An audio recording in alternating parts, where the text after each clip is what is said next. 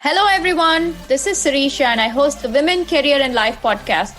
Just like you, I've traversed varied paths, stumbled a little, picked myself up, and learned a great deal on my journey. Many of us face similar questions, but we don't always get to have a conversation with our friends or peers. In this podcast, you will hear real stories that you can connect with on the challenges of navigating career and life. You must be wondering who I am. In my everyday life, I'm a career woman, a mom, and an avid reader. I'm also a road tripper, amateur gardener, and even a fashionista on some days. Join me and my guests as we have an open and honest discussion on career change, trade-offs, and working across boundaries. You get the idea. It's a perspective you simply may not hear anywhere else. I'm really excited about today's guest to welcome Alaina Percival. How do I describe her? She's such a multifaceted woman working on so many things. She's a founder, a CEO, a board member. And the reason that I got to know about her and the impact she has is through her organization, the nonprofit she founded. And she's the CEO of the Women Who Code. It is enabling diverse professionals to enter the tech space so they can increase their wealth and have a huge impact across the organization. And just Women Who Code by itself, in less than a decade, is in 134 countries with over 290,000 members. That's just mind-boggling.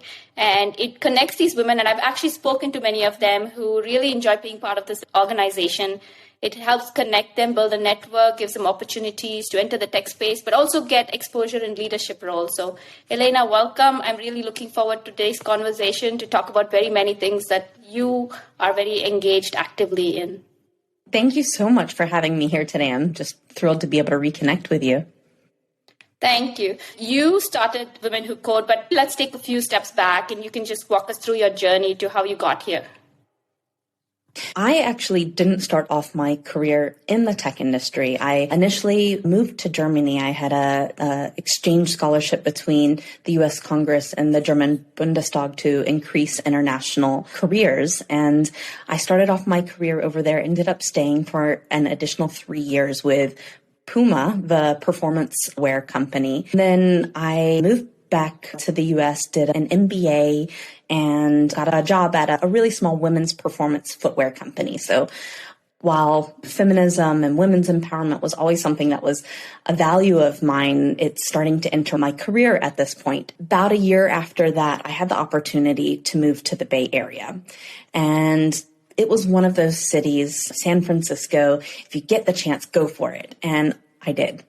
So I'd had this really strong career up until this point, and I got out to San Francisco and was going on job interviews, and I wasn't coming from Facebook, I wasn't coming from Google or Microsoft, and I was hitting a wall with my traditional background. So I started learning to code and getting involved in the tech community, and personally just fell in love with spending time with smart women, excited and talking about and learning about technology. And I started to get involved more and more deeply with the community, and Women Who Code was just getting started. I stepped up as a leader. It was a meetup group in San Francisco.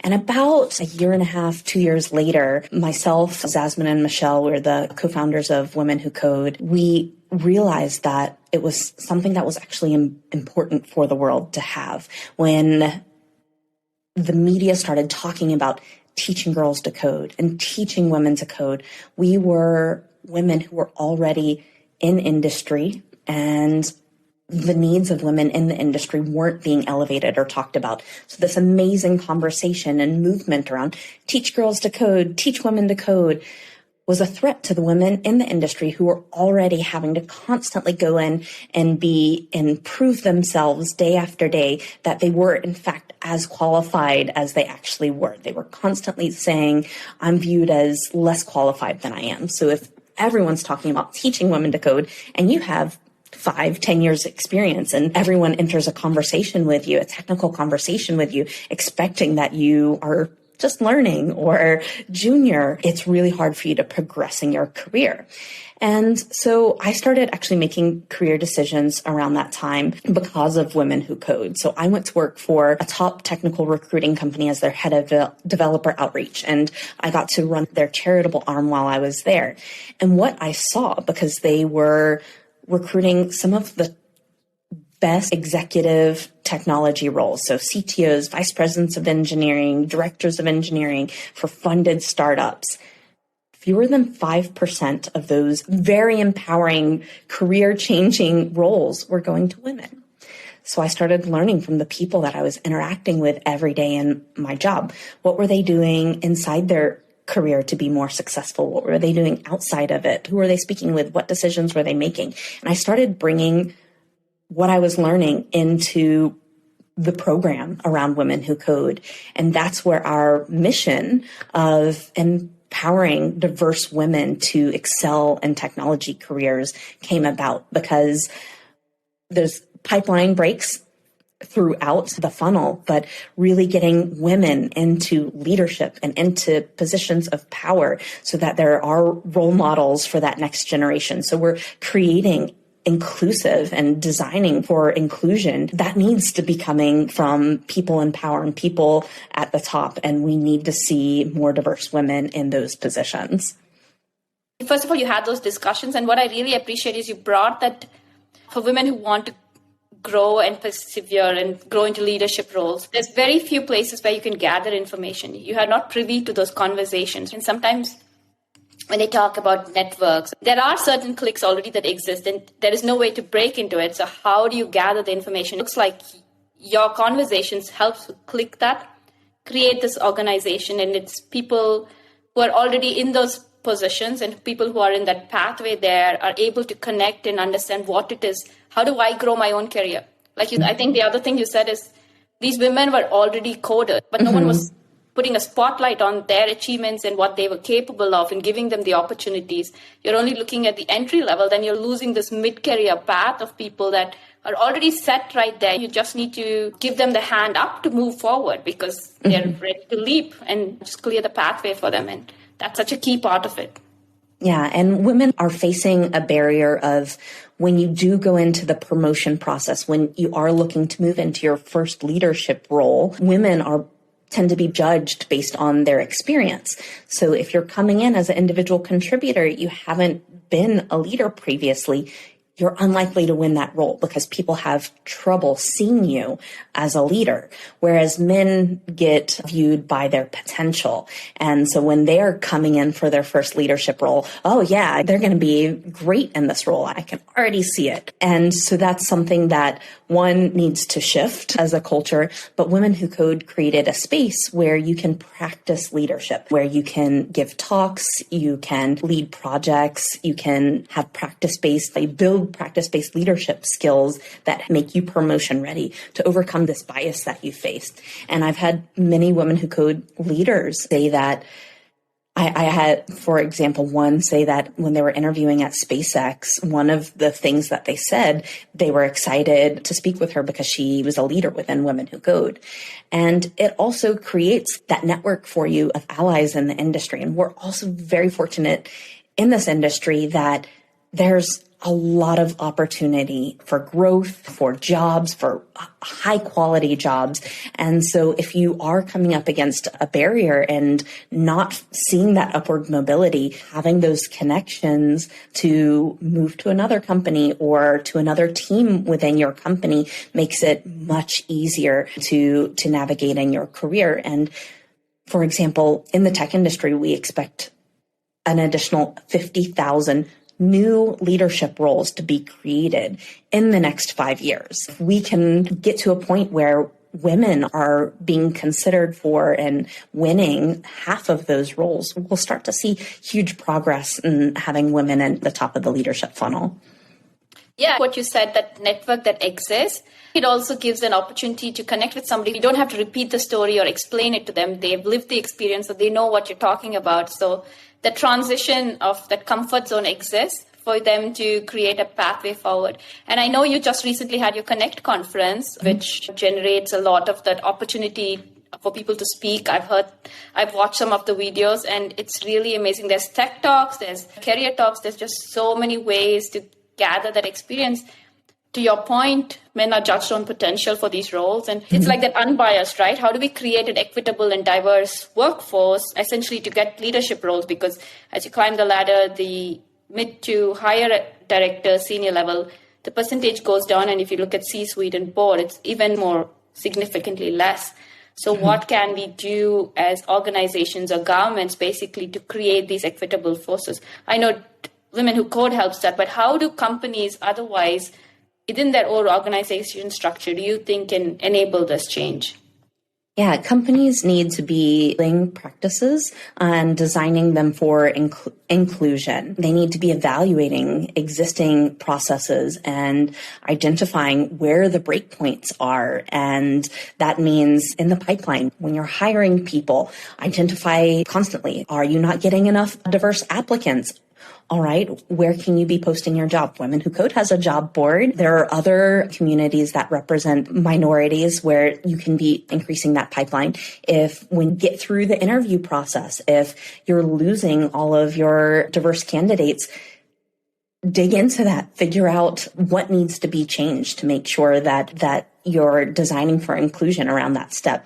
And then even beyond the hiring process, and I think there's 6 more steps that I could go into, but I know we only have a little bit of time together. The most important area, in my opinion, for companies to be focusing on is on the talent that they have in their company today.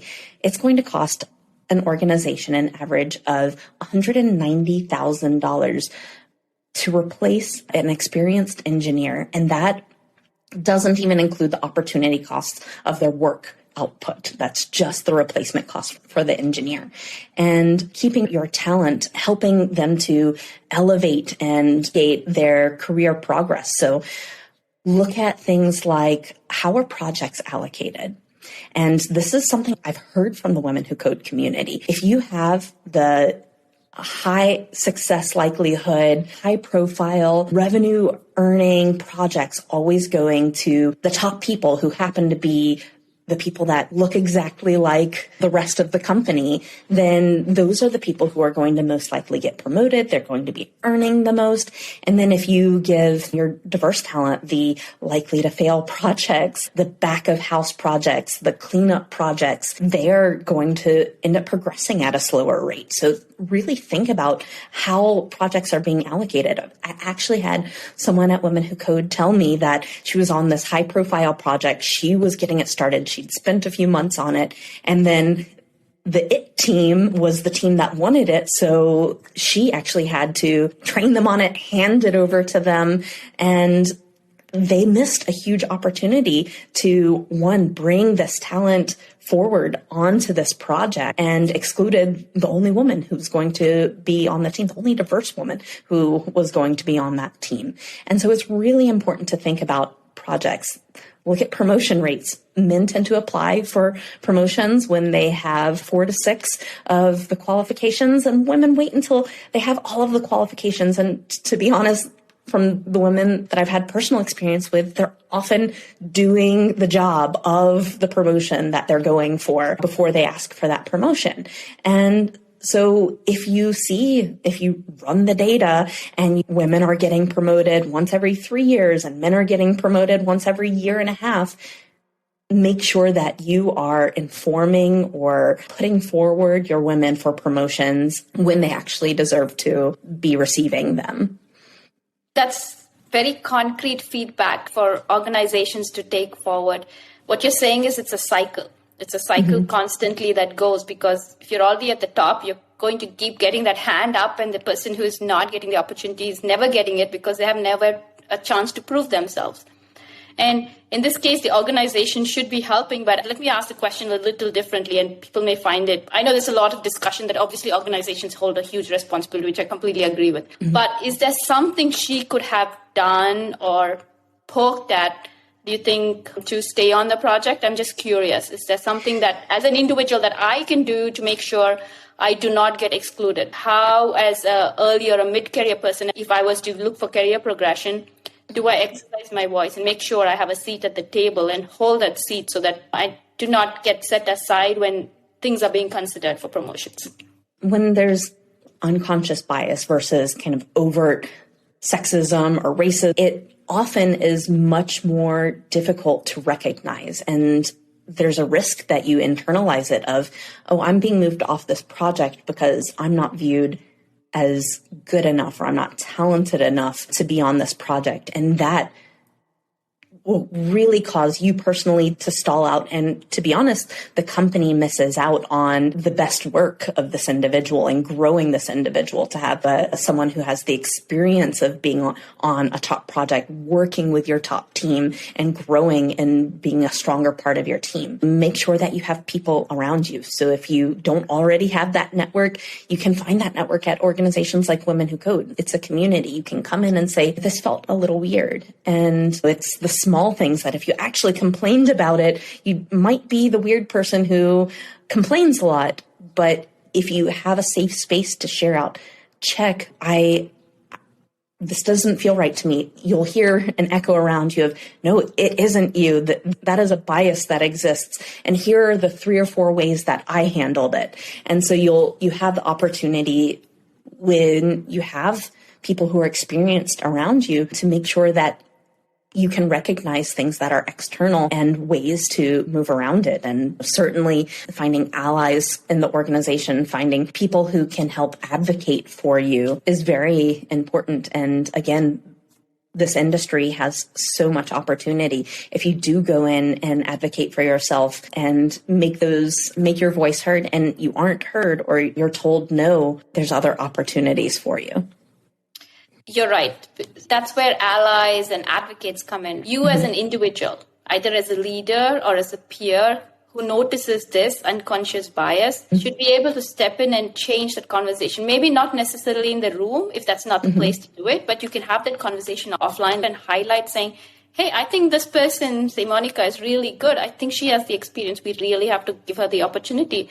And maybe in 3 months, if we think it's not working, then we can reevaluate the position. But you have to be able to, so there has to be allyship and advocates within an organization. And for individuals also, it's possible. Women Who Code is one place where you get your allies, but try and see how you can gather those even within your open organization or have people to talk to or find that space, because companies are recognizing that there is unconscious bias. People are acknowledging it. There is more conversation. It's now much more out in the open. So find and see how there is a possibility that can help enable your own growth process. You talked about pipeline, and there is a transition. There's pay transparency. There's a lot of discussion. I'm so glad that New York passed a law. There's lots of countries and states. I saw in the UK, when you put some company's name, it actually gave you the pay transparency differences.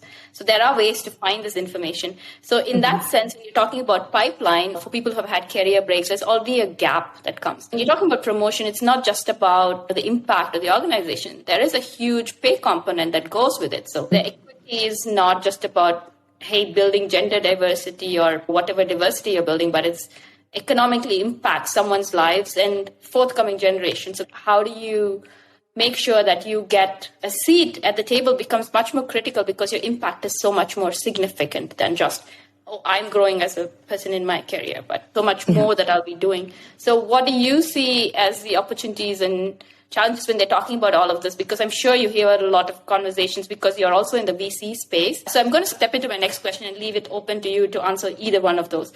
So when I look at it, I'm curious how you got into the VC space. And when I read statistics, very few women, a very small percentage, probably even less than the 5% that you quoted for leadership, get funding in the VC sector. So what can people do, women do to get that funding, and how do we need to impact that space as well?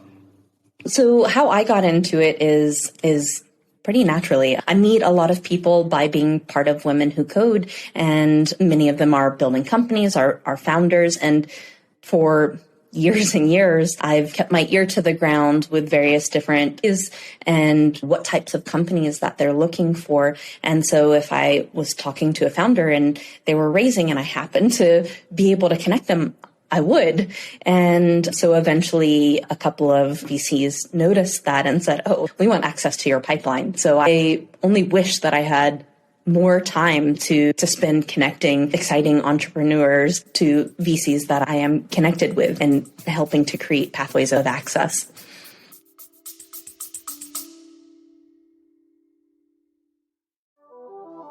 Don't forget to subscribe to my Substack newsletter. The links are in the show notes.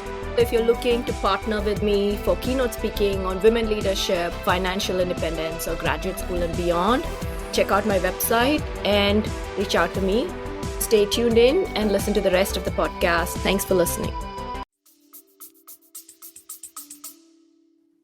Which actually leads me to what I was curious about is you not only do VC, you of course run Women Who Code, you podcast host, now you're working in the university as an adjunct faculty, you're a working mom as well. You have your hands full. They talk about work-life balance. First of all, do you believe in that concept? How do you prioritize? And what has changed over time for you to be able to manage all of this? What do you use as some of your tricks of trade to manage your life? So for years and years, my answer to this question has been, I'm not good at it, but I've actually gotten better in the past year or two. And I'm feeling very good at it right now because I had all of last week off of work to spend with my family. So I'm feeling pretty proud of myself creating a work-life balance in this exact moment. Ask me in 2 weeks, I might not give you the same answer, but it's really, I've had to put boundaries in place and not be able to do absolutely everything. And also the whole idea of Women Who Code is as you empower more people around you, as you bring in people who are experts in areas that are weaknesses or areas that need to be developed within the organization, you as an organization become stronger and you're able to pull up and step back a little bit from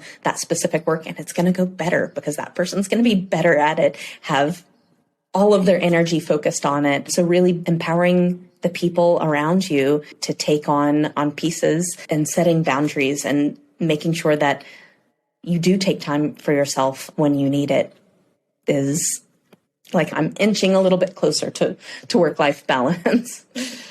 That's great. And I couldn't agree more. I think you said it, extreme times of perfection, of perfect balance, which is what your last week was. It may tilt a little and then you may have to find it again. But it is making a choice. At different times, there's different things you prioritize and it keeps tipping whichever way you choose to do it. You started a nonprofit. So I want to step back on that journey. When you started Women Who Code, it was a completely new space for you. You had to grow and you grew very quickly, obviously. So what are some of the lessons you learned that you wish you knew back then so that someone who's going through a similar journey, be it in the business side or a nonprofit, could learn from? I would say you get to choose how you're building your organization. You can design for your value. And that means you can decide to bring forward the things that are most fun to you. And just going back to that last question. So in the United States, there's typically a holiday break at the end of the year camped between the Christian holiday Christmas and New Year's. We have a mid-year break. And that mid-year break is specifically designed to be in alignment with Juneteenth and Pride Month and giving people space to have time and celebrate it. And so going back to that work-life balance question, when you are building a company, when you are building leadership, you get to design and build the policies and you can do them in a way that helps to promote work-life balance for your team and for yourself. You can do it in ways that helps to build equity and inclusion inside of your organization. And the sooner that you're thinking through these processes, even before it's needed, it helps to build an organization that is going to be a place that you and other people want to work at. And it can still thrive. It can still be a powerful force in the world or the community as a nonprofit or a powerful force in the industry. So you're saying give it some thought already. When people are starting these organizations, you are obviously very passionate about what you're doing. Go back and think about your values and how you want that structure to look, because organizations can ramp at any time, at any scale. There's no predicting how they go because sometimes you read how they have and it's quite challenging to cope with it. And there's a lot of growing pains to go with that. And how do you take away some of the toxicity that can come with it if you've not structured and thought already of what you want? So that you can start. So you're attracting talent, you're attracting people who want to come to work to enjoy it and have an impact. So make them want to come to work and enjoy their experience and their time with their colleagues and go back home refreshed as well. Don't wait to create a parental leave policy when someone is 6 months pregnant at your company, because you might be able to hire people who aren't 19, 22 years old if you already have these policies in place. Don't wait to build policies and processes for inclusion in other ways. You can start that from the beginning. Don't wait until you have 100 men employees to say, oh, we need women. Start now. That's very good. I think for anyone who's in that early startup, if you haven't thought of it, go back and figure out your processes and your structure and your values so that you build a diverse, equitable place, because that will actually not only help with ideas, but also help grow the organizations faster. All research shows that diversity of thought and experience and just all the different aspects that it brings really ramps an organization's progress. And even if they were looking at a revenue scale, it does even have an impact on that. So it's all for the best. Yeah. For people who work there and for the organization. So something to keep in mind. So this is a question I ask all my guests. What advice would you give your 21-year-old self for your career in life if you were to go back and have a conversation with her? Probably biased, like start coding now, but I'm a believer in if you're happy where you are today, the decisions you made are the right ones, but don't be afraid of making mistakes. This is something that I say constantly, is a well-managed, a well-corrected mistake can be much more effective and much more powerful than never having made a mistake. Because if you can learn from it, if you can be human, be humble, continue to grow, those mistakes are what make you powerful and make you more resilient, because nobody will ever survive without making, and no company will ever exist that makes no mistakes. Yes. And I think acknowledging the fact that you have made a mistake would also help you figure out how you were able to recover from it, and resilience, as you said. So you've obviously done a lot of things. What do you think the future holds for you? What do you think you'll be working on next? Ooh, what will I be working on next? I really believe that focusing in on getting more women into leadership is the critical piece that Women Who Code is focused on, but really amplifying how we're able to help people who are on technical paths build those skills more intentionally and scale that. I think that's going to be something that's incredibly important. Most of what we do is focused on technology, but really my vision is seeing a lot more women in leadership roles all over the world. I wish the same too. Yes, I'm looking forward to that. And do you have advice for people who can support it as allies, like we already talked about, as managers or individuals? How can they help? Organizations, when we say organizations, people do make up those organizations. What can they do to enable this? Shameless plug, Women Who Code is a nonprofit, so we accept donations. We also partner with companies, and we have a job board. Reach out to Women Who Code, contact@womenwhocode.com. Whatever reason you're reaching out, we will make sure it gets to the correct person, and make sure that you're elevating and helping the talented, diverse women on your team understand what their growth opportunity is inside of the organization, and encourage, resource, and push them to go for it before they're ready, but when you know they actually are ready. Yes, and I think that's good advice for managers who are managing employees and looking at performance reviews and stuff. I know individuals own their careers, but managers own individuals' career. So what can you do to ensure you're paving that pathway? Even though the employee may not think they're ready for that leadership role, put their name out there and encourage them to do it. Because I see sometimes hesitancy also for people to take those kind of roles. But the way I look at it is, if a manager thinks you're capable, then just go for it. At the worst, even if you don't perform to the perfection that you're expecting, you're learning something and you're having an impact. It's a good step forward to keep moving. And I will do a shameless plug for Women Who Code as well. You have the Connect conference. I really like that you do the applaud thing where you're, acknowledging people's impact. It's a great little community. And whether you're looking for leadership roles or something, I think it's a great network of diverse people across the globe that you get to connect with. So you should definitely join that organization if you're looking for a technical space. Last and final question. What is the one word you would do to describe yourself? Adventurous. I think that's pretty much sums up your journey right now. So Alaina, thank you so much for today's conversation. I am very impressed, obviously, from what your organization is doing and just your career pathway and what your future holds for you, because I think it's going to impact many people's career. We also talked about how organizations and people can enable this journey for women to grow into leadership roles, into the tech space, to grow and have a huge impact. So I'm looking forward to seeing those impacts as organizations work through it and have some concrete ways and look at their own structure and processes and see if they have unconscious bias and work through that. So thank you for being here today. Thank you so much for having me and helping to share the story and amplify women who code. I hope you enjoyed today's episode. Tune in every other Wednesday to catch the next episode. If you think a friend may benefit from this, please share this podcast with them. All the resources we talked about are also available on my website, womencareerandlife.com. Please like, subscribe, and leave us a review on your favorite podcast platform. I would love to hear from you about your stories and your journey. You can reach me on my blog, Twitter, Instagram, or Gmail at Women, Career and Life. Until next time, this is Sirisha signing off. Remember, there are infinite possibilities to drive change in career and life. Which will you choose to make a reality today?